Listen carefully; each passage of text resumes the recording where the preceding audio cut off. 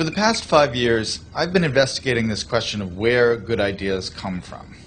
It's a kind of problem I think all of us are intrinsically interested in. We want to be more creative, we want to come up with better ideas, we want our organizations to be more innovative.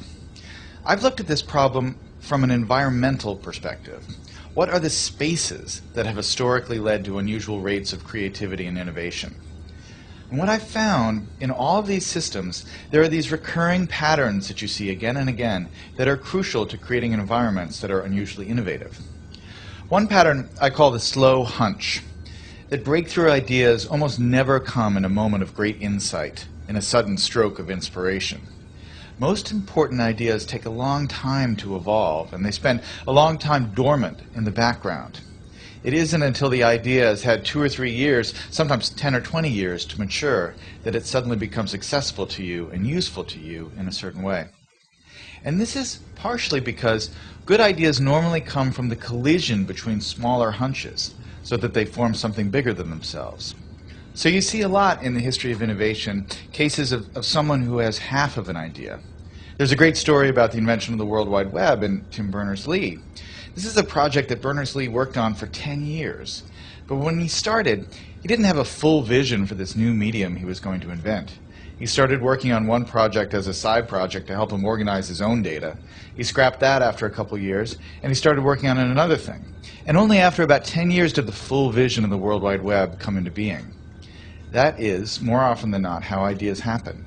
They need time to incubate, and they spend a lot of time in this partial hunch form. The other thing that's important when you think about ideas this way is that when ideas take form in this hunch state, they need to collide with other hunches. Oftentimes, the thing that turns a hunch into a real breakthrough is another hunch that's lurking in somebody else's mind. And you have to figure out a way to create systems that allow those hunches to come together and turn into something bigger than the sum of their parts. That's why, for instance, the coffee house in the Age of the Enlightenment, or the Parisian salons of modernism, were such engines of creativity, because they created a space where ideas could mingle and swap and create new forms.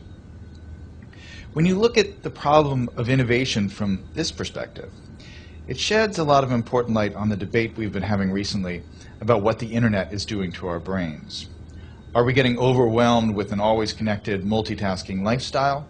And is that going to lead to less sophisticated thoughts as we move away from the slower, deeper, contemplative state of reading, for instance? Obviously, I'm a big fan of reading.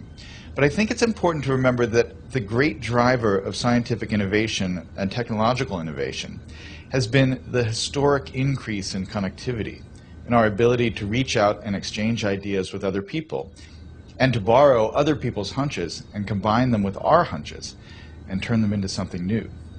That really has, I think, been, more than anything else, the primary engine of creativity and innovation over the last 600 or 700 years. And so yes, it's true we're more distracted.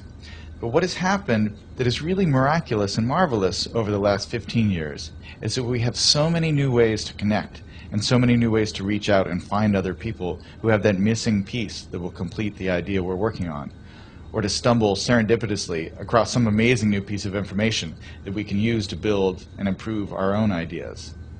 That's the real lesson of where good ideas come from, that chance favors the connected mind.